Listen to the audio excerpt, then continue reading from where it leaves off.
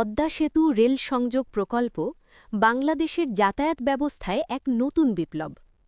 পদ্মা সেতু বাংলাদেশের আত্মমর্যাদা ও সক্ষমতার প্রতীক। তবে এই বিশাল অবকাঠামোর পূর্ণতা এসেছে এর ওপর দিয়ে ট্রেন চলাচল শুরু হওয়ার মাধ্যমে। ২০২৬ সালের প্রেক্ষাপটে দাঁড়িয়ে বলা যায়, পদ্মা সেতু রেল সংযোগ প্রকল্প বাংলাদেশের দক্ষিণ পশ্চিমাঞ্চলের অর্থনীতি ও যাতায়াত ব্যবস্থাকে আমূল বদলে দিয়েছে। নিচে পদ্মা রেল সেতু ও এর সংযোগ প্রকল্পের বিস্তারিত তথ্য নিয়ে একটি পূর্ণাঙ্গ আর্টিকেল তুলে ধরা হল। ১. প্রকল্পের পটভূমি ও গুরুত্ব।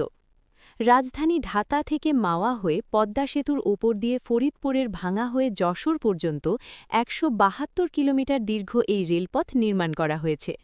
এই প্রকল্পের মূল লক্ষ্য ছিল দেশের দক্ষিণ পশ্চিমাঞ্চলের ২১টি জেলাকে রেলওয়ে নেটওয়ার্কের আওতায় আনা। ২. প্রকল্পের মূল কারিগরি তথ্য। মোট দৈর্ঘ্য ১৭২.৬ কিলোমিটার, ঢাকা থেকে যশোর।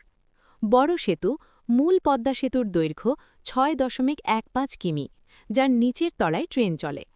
ট্র্যাকের ধরন ব্রডগেজ ও ব্যালাস্টলেস ট্র্যাক। স্টেশন সংখ্যা ২০টি আধুনিক রেলওয়ে স্টেশন।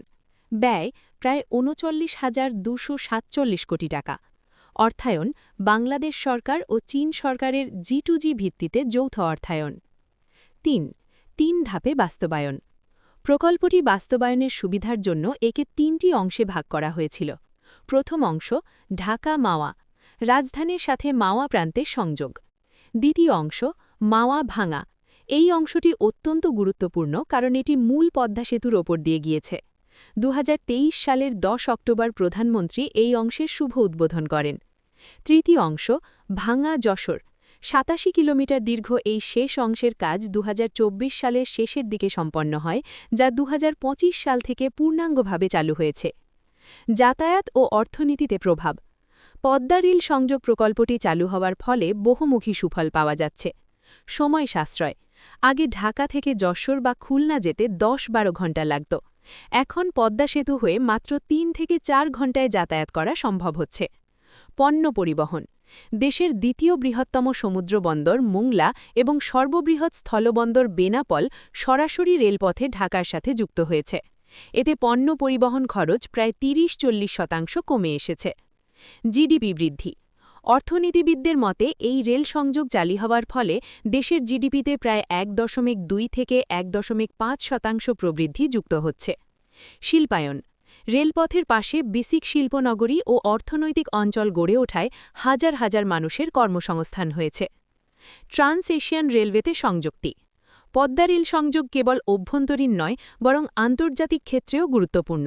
এটি ট্রান্স এশিয়ান রেলওয়ের একটি অংশ।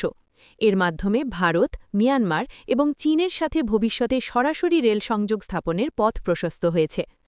পরিবেশ বান্ধব ও আধুনিক প্রযুক্তি। পদ্মা রেল সেতুতে প্রথমবারের মতো আধুনিক ব্যালাস্টলেস বা পাথরবিহীন রেললাইন প্রযুক্তি ব্যবহার করা হয়েছে। এতে ট্রেন চলাচলের সময় শব্দ ও কম্পন কম হয় এবং রক্ষণাবেক্ষণ খরচও কম লাগে। এই রেলপথে সর্বোচ্চ ১২০ কিলোমিটার গতিতে ট্রেন চলাচলের সক্ষমতা রয়েছে। উপসংহার। পদ্মা রেল সেতু প্রকল্প শুধু ইট পাথরের কোনো স্থাপনা নয়, এটি বাংলাদেশের মানুষের একটি লালিত স্বপ্নের বাস্তবায়ন। ২০২৬ সালে এসে এই রেলপথটি বাংলাদেশের অর্থনীতির প্রাণকেন্দ্রে পরিণত হয়েছে। এই প্রকল্পের মাধ্যমে ঢাকা এবং দক্ষিণবঙ্গের দূরত্ব কেবল ঘুচেই যায়নি, বরং এটি স্মার্ট বাংলাদেশ গড়ার পথে এক বিশাল মাইলফলক হিসেবে দাঁড়িয়ে আছে।